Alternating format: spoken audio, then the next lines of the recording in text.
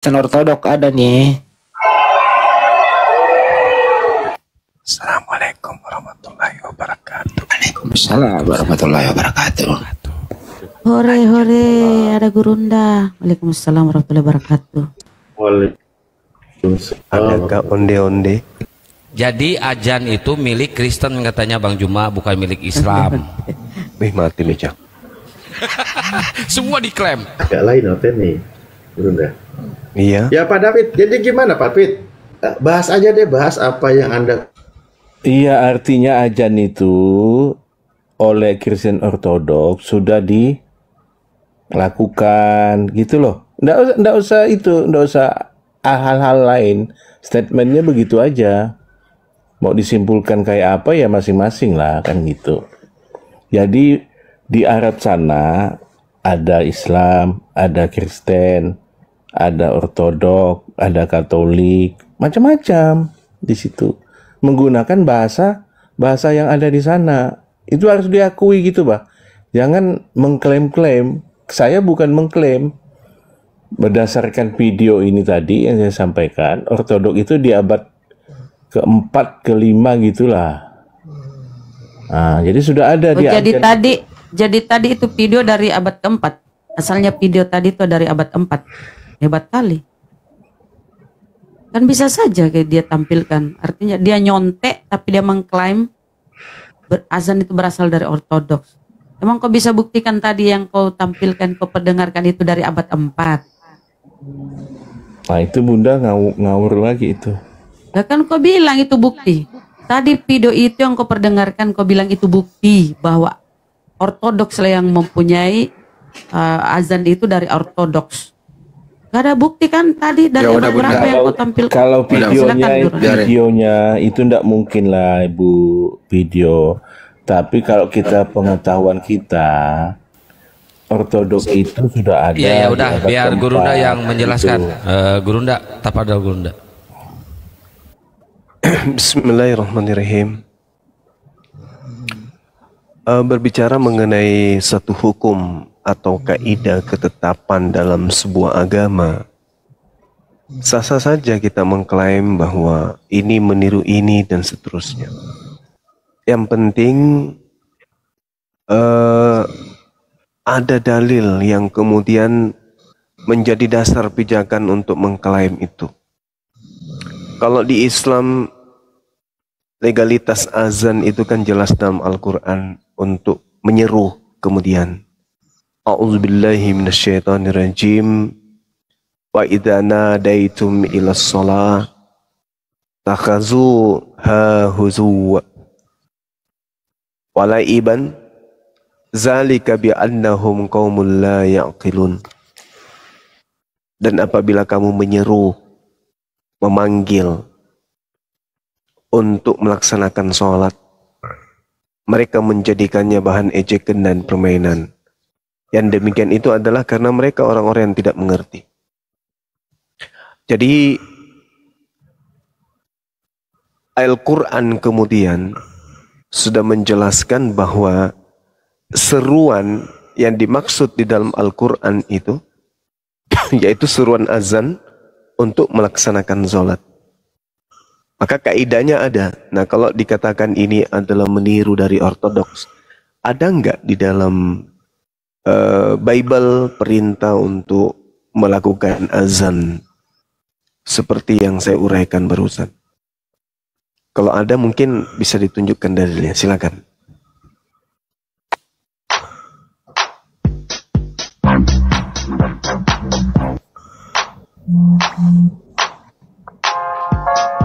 Apa itu?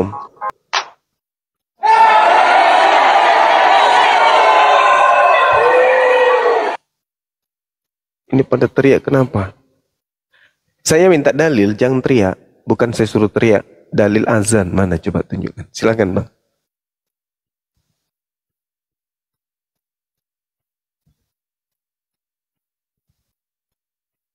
Kapokmu kapan berbohong?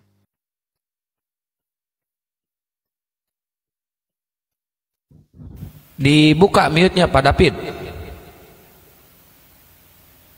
Dibuka mute-nya Pak David. Gini, saya tidak pakai dalil nih di sini. Saya mengatakan bahwa di Google, di YouTube itu kan ajan Kristen Ortodok di Timur Tengah, Bang Juma. Saya tidak perlu pakai dalil itu. Nah, artinya apa? Kalau kita ketahui Ortodok itu sudah ada diperkirakan abad ketiga keempat gitu. Jadi mereka sudah melakukan ajan di abad itu. Ada ini nggak Mbak, Bang? Ada bukti nggak? Kalau YouTube itu kan baru internet ini aja baru ada yang disebut YouTube. Nanti setelah ada internet, nanti ada di mana itu fakta bahwa di abad sekian. Oh, itu catatan sejarah lah. Ada dalil nggak? Kalau dalil Alkitab nggak ada. Lalu dari mana mereka mencontoh itu? Nah itu justru itu, saya kan bukan Ortodok. Wah, mungkin yang Anda lihat itu setelah kemudian YouTube ada. Loh iya. YouTube itu belum ada, sementara azan itu sudah ada 1400 tahun silam. Idza nudiya azan adbara syaitan. Itu ada dalam hadis Muslim dan juga Bukhari. Apabila azan dikumandangkan, maka setan berpaling sambil kemudian berlari mendengarkan azan tersebut. Kan makanya kan sebetulnya kita bisa mengecek saya sih tidak ada kemampuan untuk hal itu ya. Bisa apa YouTube ini memang saat ini di Timur Tengah sana masih ada seperti ini. Nah, tinggal begitu aja. Ajan itu dilakukan oleh Kristen Ortodok. Iya, tapi itu kan informasinya dari YouTube, Bang. Iya. Berbeda dengan kami umat Islam ini, aturan azannya itu sudah diatur oleh baginda Rasulullah Muhammad sallallahu alaihi wasallam. Berarti sudah ada 1400 tahun silam. Sedangkan Anda tahu tentang Ortodoks, tidak mungkin kemudian diadakan video, dibuat video sebelum Islam itu datang. Itu nggak mungkin. Nggak mungkin. Siapa yang kemudian menjadi fotografer, siapa kemudian menjadi tukang shootnya 1400 tahun ke atas sana. Itu mungkin. Artinya azan yang muncul hari ini adalah azan yang baru-baru aja dilakukan. Baru-baru aja setelah ada internet, setelah ada video, ada kamera, baru kemudian ada azan itu. Nah, itu kan yang ada. Nah, sedangkan kalau untuk menyangga apa yang saya uraikan, ya harus ada dalil di Bible. Oh, bahwa Bible itu kan lebih dulu daripada Islam. Artinya Ortodoks yang menggunakan Bible tersebut lebih dulu mengumandangkan azan, kan gitu, Bang.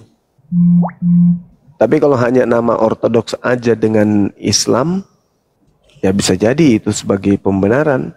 Tapi kalau tidak ada bukti, hanya YouTube aja, ya susah itu untuk dijadikan sebagai acuan.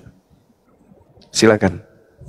Ya gitu, betul. Namun kan kalau catatan sejarah itu mungkin ada, atau fakta yang ada saat ini, tentulah misalnya itu ajan itu betul-betul ada di Timur Tengah oleh Kristen Ortodok. Nah, tentulah kalau itu pun itu ada, itu kan pasti bukan sekonyong-konyong budaya, anggap itu budaya agama, kebiasaan agama, lalu timbul sekonyong-konyong. Saya yakin tidak juga begitu.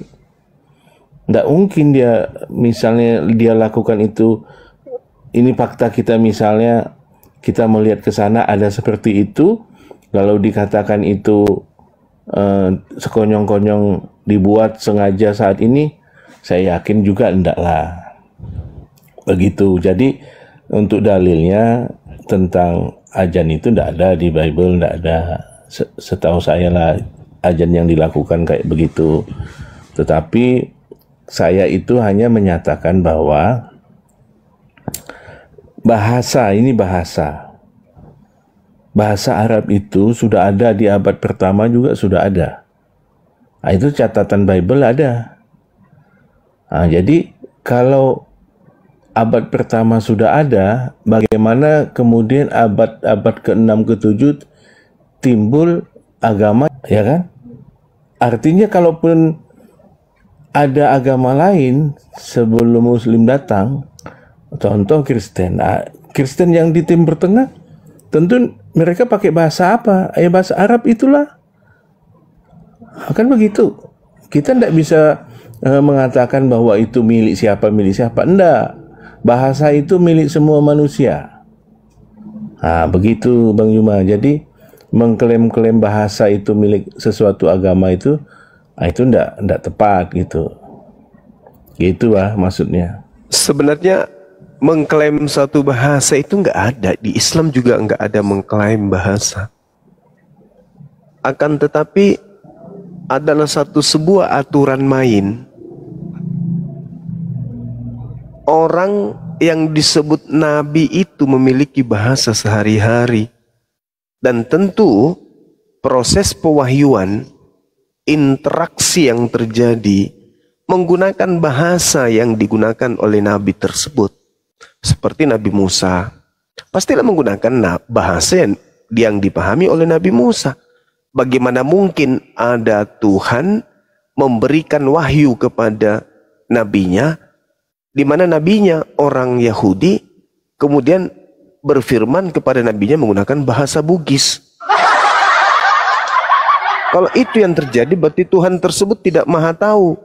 Sudah tahu nabinya nggak bisa bahasa Bugis, kok berwahyu pakai bahasa Bugis. Nah, oleh karena itulah kemudian Nabi Musa menggunakan bahasa Ibrani, maka Tuhan datang berfirman menggunakan bahasa Nabi Musa. Begitu juga ketika Tuhan datang kepada Nabi Muhammad, maka Tuhan berfirman dalam bahasa yang digunakan Nabi Muhammad. Bukan berarti bahasa Arab itu milik Islam. Bukan berarti bahasa Ibrani itu milik Yahudi. Akan tetapi secara keagamaan, mereka secara ritual menggunakan bahasa yang bagaimana wahyu itu diterima. Yang lain itu Kristen. Yesus orang Aram. Orang Yahudi menutur bahasa Aram. Tapi kitab yang diklaim sebagai kitabnya Yesus atau kitab yang menceritakan tentang Yesus justru bahasa Yunani. Ini yang mengherankan, saudara. Nabi Musa menerima Torah bahasa Ibrani. Nabi Muhammad menerima Al-Quran bahasa Arab. Yesus menerima firman juga. Tentu Yesus menerima firman sesuai dengan bahasa kaumnya, yaitu bahasa Aram atau bahasa Ibrani. Loh, kok yang muncul sekarang kitab Yunani? Kan nggak nyambung itu. Terkecuali peristiwanya di Yerusalem, wartawannya orang wartawannya orang Jawa, lalu kemudian surat kabar yang dituliskan itu diperuntukkan untuk orang Jawa. Barulah si wartawan menuliskan dalam bahasa Jawa. Artinya tak ada hubungannya kemudian antara wartawan dengan keadaan yang ada. Cuman wartawan ini menuliskan kejadian-kejadian itu untuk diperuntukkan oleh orang-orang yang penutur bahasa Jawa. Tetapi itu hanya sebagai berita saja. Kejadiannya begini telah terjadi, suatu hari kejadiannya begini, bla bla bla dan seterusnya. Tapi karena surat kabarnya untuk orang Jawa, maka wartawannya melakukan penyelidikan dan penyusunan redaksinya sesuai dengan bahasa yang dimengerti oleh orang Jawa.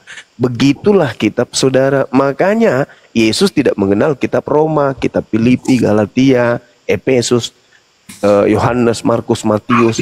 Yesus tidak mengenal. Intinya, Yesus tidak mengenal perjanjian baru. Kenapa enggak mengenal perjanjian baru? Karena para penulisnya menuliskan itu tidak bertemu langsung dengan Yesus, tapi menyusun berita-berita itu jauh setelah Yesus itu sudah tak ada di dunia. Itu, Bang. Ya, betul, betul. Jadi tapi begini, Bang Juma, kita tuh tadi saya menyampaikan sesuatu sesuai dengan pembahasan sebelumnya, yaitu ada Nurtadin yang sombong-sombong, ya termasuk yang kita ketahui itu Lina yang di Medan menggunakan bahasa ya, menggunakan bahasa Arab ya kan, kemudian dia makan daging gitu. Nah, kalau hal ini terjadi di Timur Tengah, ya kan, apakah bisa seperti itu? Makanya bahasa itu menjadi milik suatu agama, sehingga Lina Wijaya itu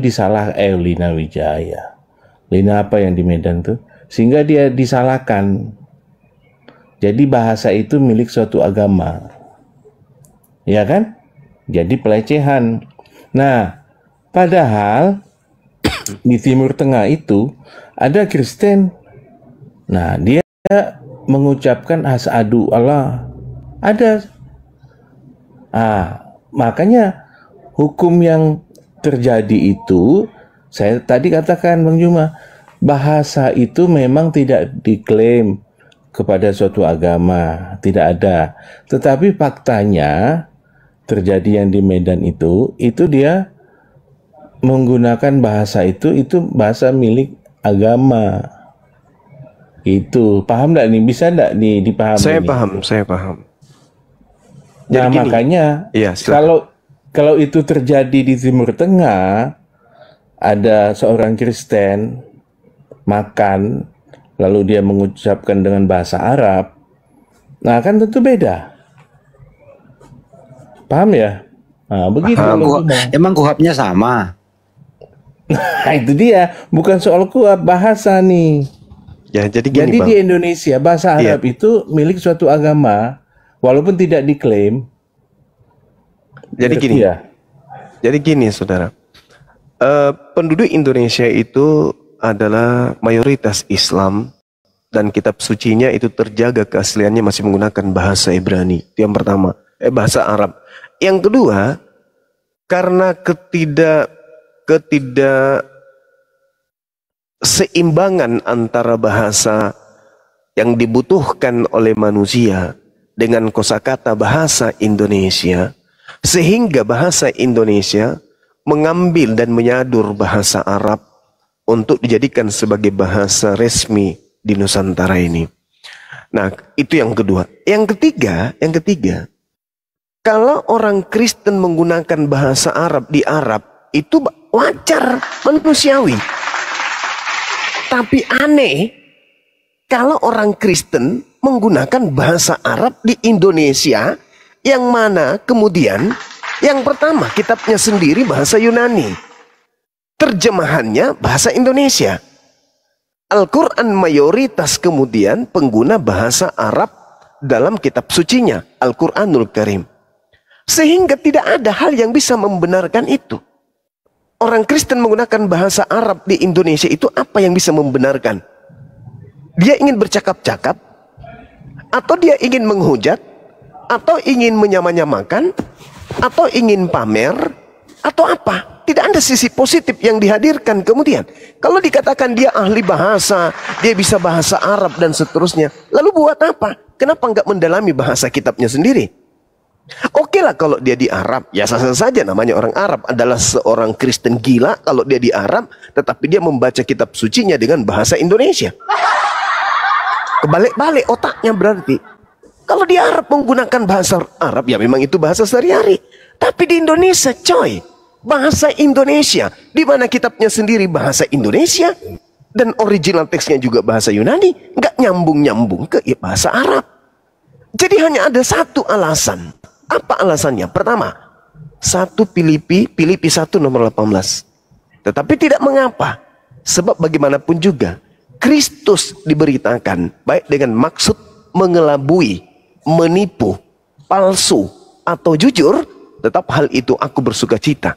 dan aku tetap bersuka cita. Orang tersebut sedang ingin meneladani Paulus, rasulnya. 1 Korintus 9 nomor 20 nomor 21. Demikianlah bagi orang Yahudi, aku menjadi seperti orang Yahudi, supaya aku memenangkan orang-orang Yahudi. Bagi orang-orang yang hidup di bawah hukum Taurat, aku menjadi seperti orang yang hidup di bawah hukum Taurat. Sekalipun aku sendiri tidak hidup di bawah hukum Taurat, supaya aku dapat memenangkan mereka yang hidup di bawah hukum Taurat. Bagi orang-orang yang tidak hidup di bawah hukum Taurat, aku menjadi seperti orang yang tidak hidup di bawah hukum Taurat. Sekalipun tidak hidup aku ini di luar hukum Taurat, karena aku hidup di bawah hukum Kristus, supaya aku dapat memenangkan mereka yang tidak hidup di bawah hukum Taurat. Ini yang sedang dipraktekkan, ini yang sedang dicontoh, sedang meneladani rasulnya. Walaupun aku tidak menyembah Allah, walaupun aku tidak mengkitabkan Al-Quran, tapi untuk supaya memenangkan banyak orang Islam, saya juga berpura-pura menggunakan bahasa Arab. Itu satu-satunya itu. Yang lain nggak ada. Apa tujuannya menggunakan bahasa Arab? Tidak ada tujuan selain mengikuti teladan Paulus untuk memenangkan jiwa-jiwa agar banyak yang menyembah kepada Tuhannya Kristen. Itu aja, Bung. Pembenaran apapun secara akademik tidak ada yang bisa kemudian membenarkan, oh dia karena bahasa itu bukan milik sebuah agama. Yes, pahamnya kita. Paham, tapi apa tujuannya Anda menggunakan bahasa Arab kalau bukan untuk meneladani Paulus? Kepada orang Islam ngaku Islam, pada orang Yahudi ngaku Yahudi, pada orang Yunani ngaku Yunani. Apa tujuannya itu? Supaya memenangkan. Karena memang ada perintah, jadikanlah seluruh bangsa menjadi muridku. Itu ada perintah, beritakanlah Injil kepada seluruh makhluk. Memang ada perintah, dimaklumi itu. Tapi jangan mencari alasan yang akal-akalan. Jujur aja. Oh, saya begini karena supaya orang Islam jatuh cinta. Bahwa Kristen juga bisa bahasa Arab loh. Ya memang bisa kok. Orang Kristen di Arab ya pastilah nggak mungkin pakai bahasa Makassar. Begitu saudara. Jadi kebenaran itu mutlak absolut kebenaran. Begitu juga kesalahan itu disembunyikan seperti apapun tetaplah salah bagi orang yang berakal. Silakan. Begini, jadi ini dimisalkan, Bang Jumal, dimisalkan Kristen Arab datang ke Indonesia, ya kan? Lalu dia melakukan seperti yang di Lina Wijaya Lina yang di Medan itu dihukum nggak tuh? Loh, nggak ada orang Kristen dihukum karena menggunakan bahasa Arab, cuma ditertawakan aja. Karena terlalu pamer kalau agama mereka itu memang diajarkan menyamar seperti domba. Padahal mereka serigala. Justru ditertawakan. Ada orang Kristen pakai bahasa Arab, kami cengengesan lihatnya. Kami akan mengatakan apa? Tengoklah, lihatlah. Pengikut Paulus ini, lihatlah. Tapi kalau orang Arab datang ke Indonesia, Kristen dia menggunakan bahasa Arab, mukanya aja sudah Arab kok, apalagi kemudian bahasanya. Lalu apa kemudian hak kami untuk menegur itu? La ikraha fiddin, tidak ada paksaan dalam beragama. Cuman masalahnya kalau orang Indonesia muka kotak, hidung pesek, mata bola, rambut keriting, rambut kulitnya hitam, lubang hidung penuh bulu, tapi menggunakan bahasa Arab, hari Minggu ke gereja, ya tuh nggak nyambung, Cak Ayu. Kan gitu poinnya. Gini Gerunda, poinnya yang dibawakan oleh si David gini. Kalau bawa Lina Mukerje kenapa ditangkap polisi? Dia makan babi, mengucapkan Bismillahirrahmanirrahim, itu bukan bahasa Arab tapi bahasa Quran. Itu Gerunda. Oh iya, kalau saya nggak kenal sih, kupikir tadi Lina Tidak Jaya. Ya itu. Emang ada ditangkap? Udah ditangkap. Oh ya, ini juga sih, ini sementara kita susun ya, si mencerdaskan ya, dalam waktu dekat juga kita akan upayakan. Dia makan babi dengan benar-benar ya, teman-teman divisi hukum itu yang akan menggodok dia. Ada videonya yang lagi viral, makan babi tapi menyebut-nyebut nama Allah dan seterusnya. Itu juga akan nyusul itu. Ya ada, insya Allah besok saya kawal Bang Erik dan timnya ke Polda Gurunda, insya Allah besok. Iya, itu harus kita harus saling menghargailah antar agama ya. Kita saling menghargai. Cukuplah saya ini yang dilapor, jangan sampai yang lain juga dilapor. Tapi anehnya kasus saya ini saya korban, saya yang dilaporkan. Tapi nggak apa-apa, nggak apa-apa. Negara kita negara hukum, kita harus tunduk taat hukum. Biarkan proses hukum itu kemudian didudukkan pada perkara yang sesungguhnya. Kita hanya minta supaya jangan sampai ada diskriminasi para aktivis dakwah itu yang kita tidak inginkan. Oke, silakan dilanjut. Saya menanggapi yang tadi Bang Juma sampaikan tentang Paulus. Iya, silakan. Menipu-nipu tadi itu di mana ayatnya ya? Filipi 1 Bang, Filipi 1 nomor 18. Situ dalam bahasa Yunaninya itu dikatakan propasis. Propasis itu dalil yang dibuat-buat, alasan yang dicari-cari, atau semangat yang palsu, atau keinginan untuk berpalsuria. Coba Anda baca Filipi 1:18. Saya bacakan ya. Iya. Tetapi tidak mengapa. Sebab bagaimanapun juga Kristus diberitakan baik dengan maksud palsu maupun dengan jujur. Tentang hal itu aku bersukacita dan aku tetap bersukacita. Maksudnya saya perlu jelaskan begini, Bang Juma, ini ayat. Iya, silakan. Jadi tadi disampaikan juga bagaimana Injil itu dihiperbolakan sampai diberitakan kepada segala makhluk. Karena saking pentingnya Injil itu untuk keselamatan. Nah, jadi di ayat Filipi 1:18 itu, sekalipun saya nih menyampaikan Injil tetapi dengan motivasi uang, tetapi kalau Injil itu saya sampaikan betul, itu tidak masalah. Tetapi jangan sebaliknya, niatnya baik-baik untuk memberitakan Injil, tapi Injilnya salah. Nah, itu celaka. Paham dah ya? Jadi saya ulangi, kalau saya sebagai penginjil, saya memang penginjil.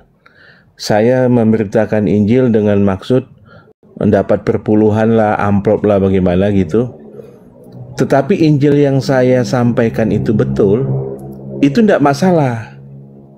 Daripada Injil yang saya niatnya bagus untuk penginjilan, tetapi Injil yang saya sampaikan salah.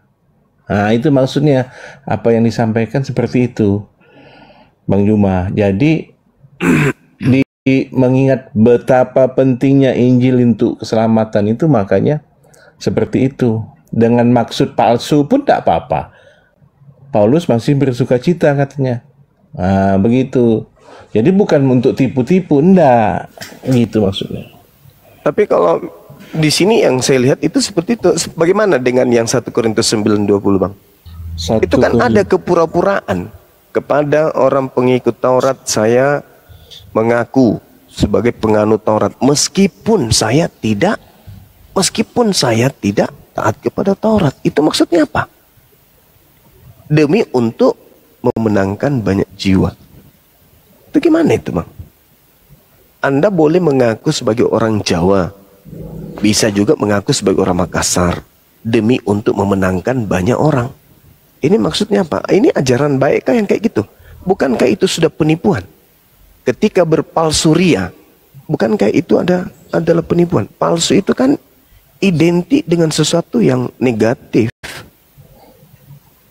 Tetapi tidak mengapa, sebagaimanapun juga Kristus diberitakan baik dengan maksud palsu. Propasis. Propasis itu cakupan makna bahasa itu mengelabui.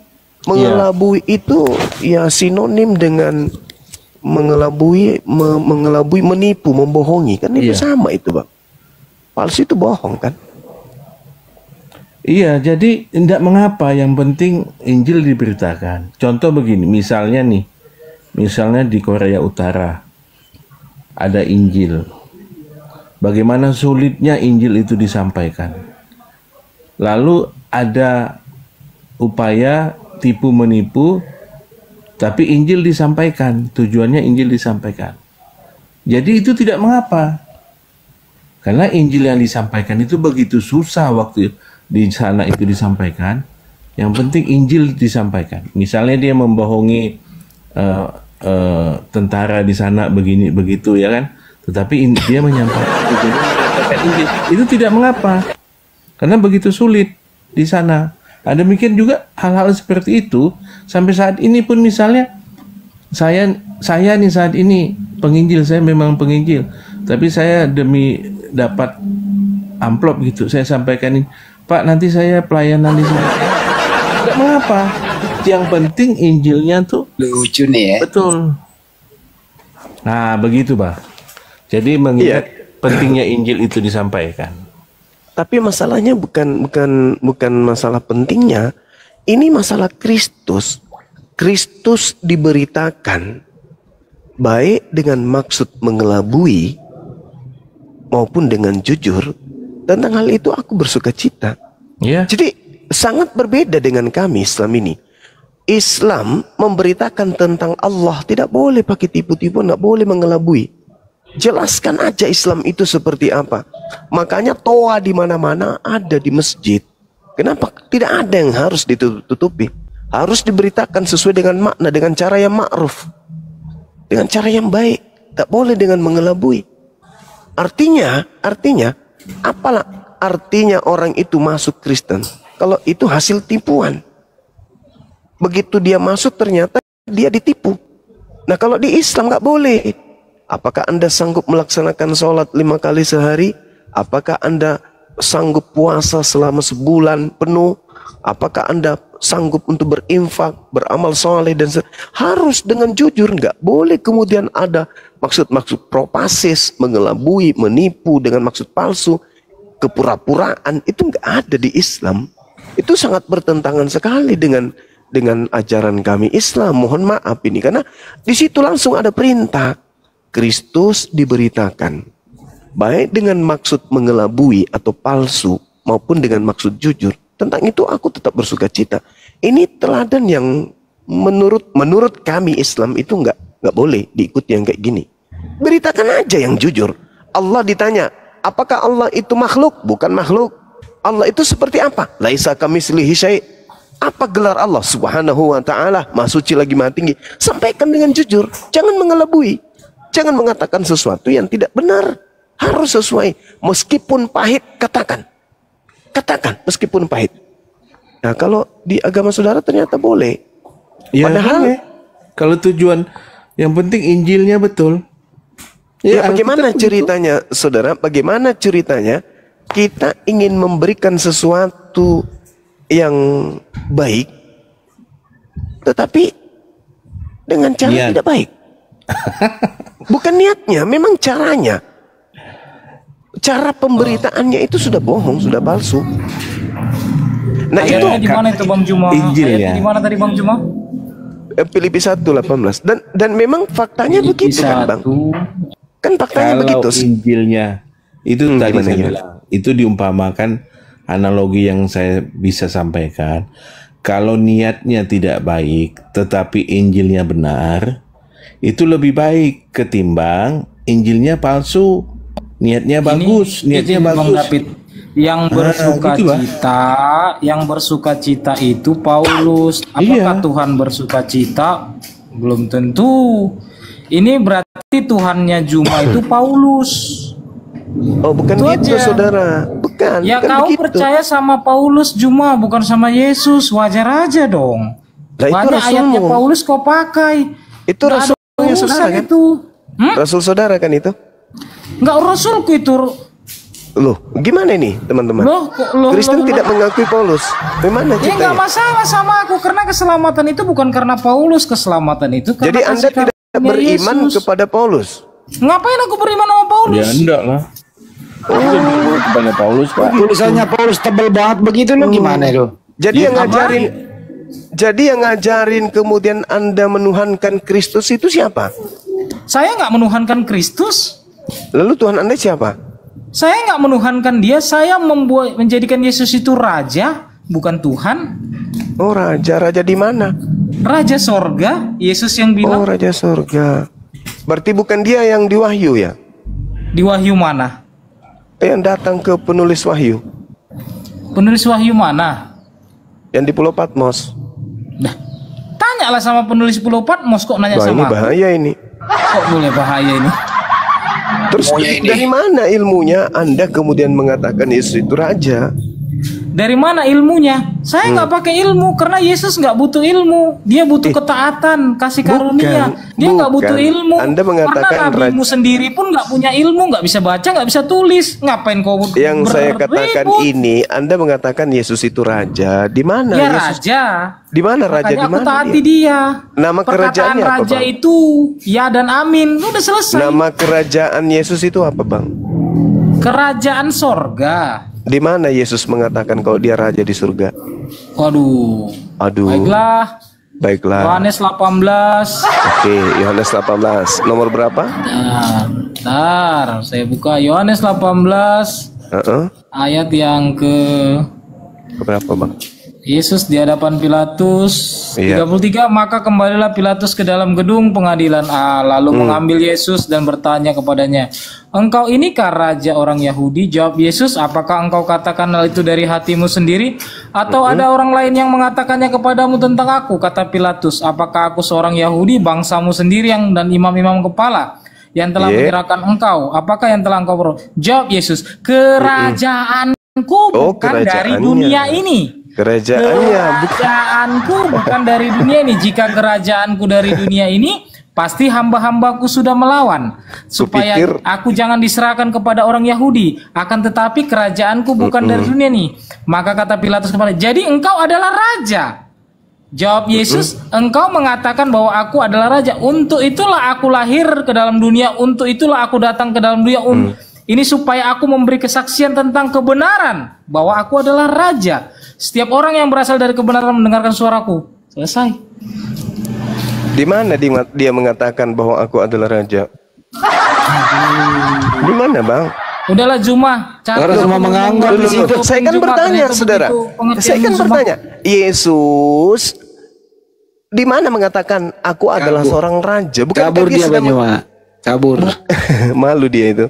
Kenapa? Karena sama seperti ketika saya ke Malaysia.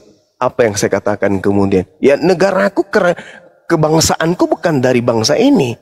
Kebangsaanku bukan berarti aku adalah raja di bangsa Indonesia. Bukan. Kerajaanku. Seorang prajurit datang kemudian ke kerajaan lain. Ketika ditangkap, prajurit ini berkata, "Kerajaanku bukan di sini. Kerajaanku ada di Singosari sana." Bukan berarti dia seorang raja di situ. Sederhana kok. Lalu kemudian ya ketika mengatakan aku adalah raja, itu dia sedang bertanya, engkau mengatakan bahwa aku adalah raja. Bukan perkataan Yesus itu perkataan Pilatus ketika dia bertanya. Cobalah teman-teman, pelajari Bible itu dengan seksama ya. Jangan hanya doktrin dan dogma. Karena kemana kau giring kami? Ke Yohanes, ke Matius, ke Markus, kami udah paham. Kami turun jadi apologet ini sekedar sebagai pembawa kabar peringatan saja. Sebagai pembawa peringatan saja. Ya. Karena kami melihat bahwa Bible kok tidak sesuai dengan apa yang dipercaya oleh saudara Kristen. Contoh misalnya, saudara kita tadi, saya tidak percaya kepada Paulus. Saya percaya kepada Yesus. Faktanya kenapa jadi Kristen kalau percaya kepada Yesus? Yesus seorang Yahudi. Dia praktisi Taurat. Kenapa Anda jadi Kristen? Apakah Yesus itu Kristen? Kan bukan. Yohanes 10 nomor 27. Aku mengenal pengikutku. Pengikutku mengenal aku. Mereka mendengarkan suaraku dan mengikuti aku. Jadi kalau percaya kepada Yesus, Anda Yudaism, bukan Kristen. Itu loh, kan lucu. Saya adalah pengikut Nabi Muhammad. Saya percaya kepada Nabi Muhammad. Agamamu apa, Bang? Hindu. Kan lucu. Saya ini pengikut Nabi Muhammad. Saya pecinta Nabi Muhammad. Saya pengikutnya. Terus agamamu apa? Kristen. Kan aneh. Saya percaya Yesus. Saya pengikutnya. Yesus adalah rajaku. Agamamu apa sampean? Kristen. Gimana toh? Yesus Yudaism, dia praktisi Torah. Kok jadi Kristen ente? Nah inilah saudara-saudara, mari kita belajar sama-sama mendalami Bible itu. Ada seorang sahabat saya tadi sore, sudah malam. Saya dari dulu Bang Suma selalu mengikuti abang, tapi saya takut kemudian membuka Bible. Kenapa takut? Saya takut murtad. Makanya Bible itu saya anggap satu benda yang sakral, yang ketika saya buka akan menggoyahkan imanku. Saya ikuti Bang Suma, kok Bang Suma baca Bible kok semakin hebat dia pemahaman Bible-nya. Akhirnya apa? Pelan-pelan dia lirik-lirik Bible. Lama-lama dia baca. Akhirnya dia sudah bisa berbicara tentang data Bible kepada saya secara japri. Lalu dia katakan apa? Bang Suman, ternyata semakin saya baca Bible, semakin tebal iman Islamku. Kutanya, kenapa bisa demikian Bang? Ya karena tidak masuk akal apa yang kubaca di situ. Tidak ada yang bisa menguatkan imanku. Tidak ada isi Bible yang bisa membuat goyah iman Islamku. Semakin Bible ku baca, semakin kuat Islamku. Intinya karena yang ku baca itu sesuatu semuanya hal yang bertentangan dengan akal sehatku. Berbeda ketika aku baca Quranku. Berarti Bible itu bukan harus saya takuti. Ya emang. Ngapain ditakuti? Itu kan cuma catatan-catatan yang ditulis oleh orang-orang yang Yesus sendiri tidak mengenal penulisnya. Baca aja berita-berita itu. Itu kan hasil penyelidikan orang. Selayaknya kita baca karya ilmiah, kita membaca satu berita peristiwa, selayaknya itu. Tapi untuk sampai level firman Tuhan, selayaknya Al-Quran itu nggak bisa. Jadi sahabat saya itu ya makin semangat baca Bible. Dan setelah dia baca Bible, semakin tebal iman Islamnya. Karena di situ tidak membuatnya kemudian goyah karena tidak masuk akal. Bayangkan aja, misalnya Yesus ditelanjangin, Yesus ditampar, Yesus ditonjok, Yesus kemudian dikejar, Yesus sedih, Yesus ketakutan, Yesus menangis, Yesus ketiduran, Yesus ngantuk, Yesus was-was, Yesus ditombak, Yesus digantung. Mana bisa menjatuhkan akidah Islam kayak gitu? Enggak. Malah semakin mempermantap akidah Islamnya. Seperti itu saudara. Berbeda dengan, maaf nih, Kristen di gereja mereka hanya didoktrin, didogma. Begitu. Sampai-sampai ada teman kita yang putus asa kan. Paulus itu bukan rasul bagi saya. Dia bukan siapa-siapa. Nah itu kan lucu kan. Ngaku Kristen tapi tidak percaya kepada Paulus. Sedangkan ya Paulus bukan pengikut Yesus, tidak disebut Kristen dia. Gitu saudara, silakan. Gini Bang Oke, kita masih ada Bang Dim. yang tadi naik itu Bang Juma kan tidak tahu itu. Iya, saya nggak tahu Bang, saya nggak kenal juga. Kok dimut-mutkan? Ada musik. Paham. Selamat malam. Ada teman-teman. musik itu Bang David. Musik apa nih? Oh, di Bang David itu musik. Ada musik, kita lagi live di YouTube Bang David. Musiknya dipelanin. Oke, Akal. Akal.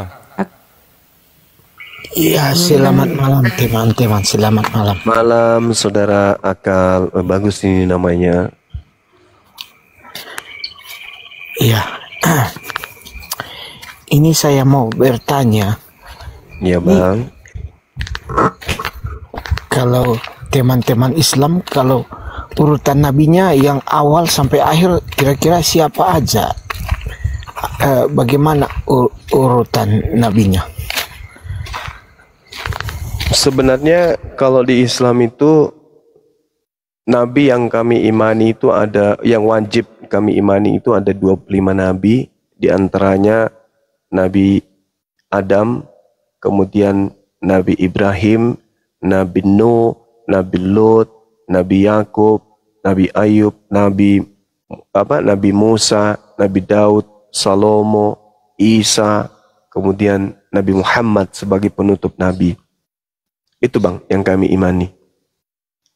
Kalau seperti Nabi Saulus itu kami tidak imani. Nabi siapa? Menehe itu tidak kami imani. Nabi Ido tidak kami imani. Nabi Luga tidak kami imani. Kalau Nabi Sulaiman dengan duluan. Ya. Sulaiman dengan Daud mana duluan itu? Kelihatannya lebih duluan Daud deh. Ya, itu dilihat di mana ya? Saya cari-cari di Al-Quran nggak ada urutannya Ya, antara memang. Daud dan Sulaiman. Memang nggak di ini bang, nggak dijelaskan urutannya. Hanya saja gimana? Jadi Bang cuma tahu urutannya kalau nggak ada di Al-Quran. Kan tidak berdasarkan urutan iman Islam itu bahwa harus berurutan. Tidak ada kaidah di Islam itu. Nabi itu harus diimani secara berurutan. Enggak. Kami hanya beriman bahwa nabi-nabi itu pernah diutus oleh Allah kepada kaumnya masing-masing. Kami percaya bahwa nabi-nabi ini pernah ada di atas muka bumi, diutus oleh Allah kepada seluruh kaumnya masing-masing, kepada kaumnya masing-masing. Gitu maksudnya bang. Iya, Tapi kami gimana? kalau Isa dengan Daud dengan Sulaiman mana duluan? Isa dengan Sulaiman. Kalau Isa dengan Sulaiman, ya duluan Sulaiman lah bang. Abang ada keterangan di Al-Quran duluan. Kalau yang kami baca dalam Al-Quran, contoh misalnya Auzubillahi minasyaitonirrajim. Qulu amanna billah wa ma unsila ilaina wa ma unsila ila Ibrahim wa Ismail wa Ishaqa wa Yaqub wal asbat wa ma utiya Musa wa Isa wa ma utiyan nabiyyuna min rabbihim. Nah, kemudian kami diperintahkan la nufarriqu baina ahadim minhum. Kami tidak membeda-bedakan seorang pun di antara mereka. Semuanya nabi, orang-orang suci, pilihan Tuhan. Kami tidak harus tersusun nabi ini. Cuman dikatakan dalam Al-Quran, kami beriman kepada Allah dan apa yang diturunkan kepada kami. Dan kami beriman apa yang diturunkan kepada Nabi Ibrahim, Ismail, Ishak, Yakub dan anak cucunya. Dan kepada yang diberikan kepada Nabi Musa, Nabi Isa, dan yang diberikan kepada nabi-nabi dari Tuhan. Itu aja bang, di iman kami itu kayak gitu. Tidak mesti harus, oh siapa dulu ya yang harus kita imani? Nabi siapa? Enggak ada yang kayak gitu. Oh kita harus beriman kepada Nabi Sulaiman dulu. Enggak boleh kita beriman kepada Nabi Isa sebelum beriman kepada Nabi Sulaiman. Enggak ada kaidahnya. Kayak gitu enggak ada bang. Yang pasti kami beriman kepada mereka nabi-nabi ini. Dan kata Allah, la nufarriqu baina ahadim minhum. Kami tidak membeda-bedakan. Mereka semua adalah nabi maksum, orang-orang yang dijaga oleh Allah. Berarti tidak diketahui juga ya Bang Juma, kalau Sulaiman itu anaknya Daud, itu bukan, nggak ada hubungannya ya. Maksudnya nggak ada hubungan darah antara Sulaiman dengan Daud. Di kami itu ada ulama sejarah, mereka yang tahu tentang riwayat atau secara histori kenabian. Kalau saya hanya pendebat biasa aja bang, bukan ahli sejarah. Tapi yang saya tahu ketika Anda bertanya tentang iman kami kepada para nabi, ya kami beriman kepada Allah. Dan kami beriman kepada yang diturunkan kepada kami. Dan kami beriman kepada apa yang diwahyukan kepada para nabi. Yang tadi itu Ismail, Ishak, Yakub dan anak keturunannya. Begitu saudara. Iya. Berarti artinya urutannya tidak diketahui kalau kita melihat Al-Qurannya bang. Mana duluan, mana yang terakhir. Jadi untuk apa diketahui urutannya kalau urutan itu menyebabkan orang itu dikatakan anak dari ngintip cewek mandi bang. Salomo itu kan hasil dari ngintip cewek mandi kan, Daud itu kan dari salah pak, salah bukan. Salah gimana sih? Baca tuh di Lukas itu. Daud memperanakkan Salomo dari istri siapa? Istri Uria itu, orang Het. Oh, salah gimana? Siapa ini?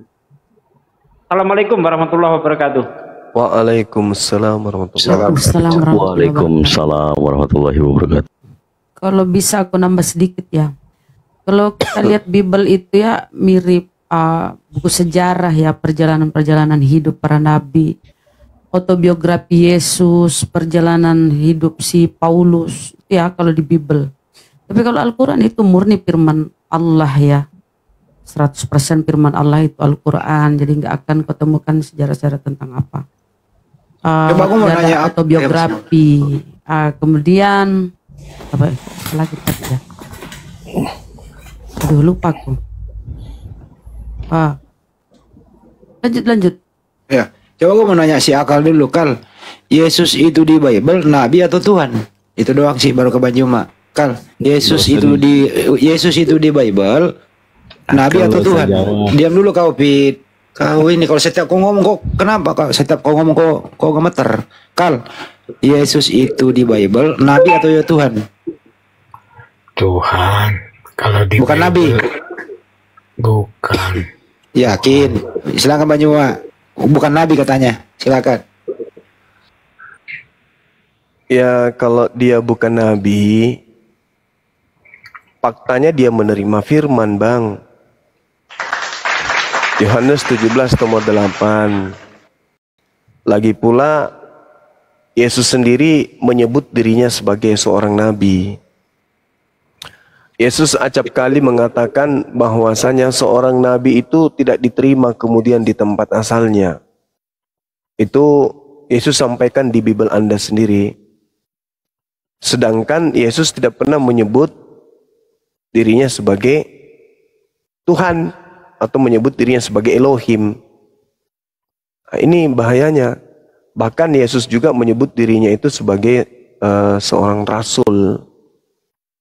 Matius 6 nomor 4, Yohanes 4 nomor 44, Lukas 24 nomor 19. Di situ Yesus menyebut dirinya sebagai seorang nabi. Itu dalil, Bang, di kitab Anda. Jadi kalau Anda mengatakan Yesus itu bukan nabi, maka akan semakin nampak kalau saudara Kristen ini memang bukan pengikut Yesus. Tapi Kristen ini adalah pengikut Kristus. Kristen bukan pengikut Yesus, tapi Kristen pengikut Kristus. Nah, itu yang betul itu. Siapakah Kristen ini? Ya pengikut Kristus.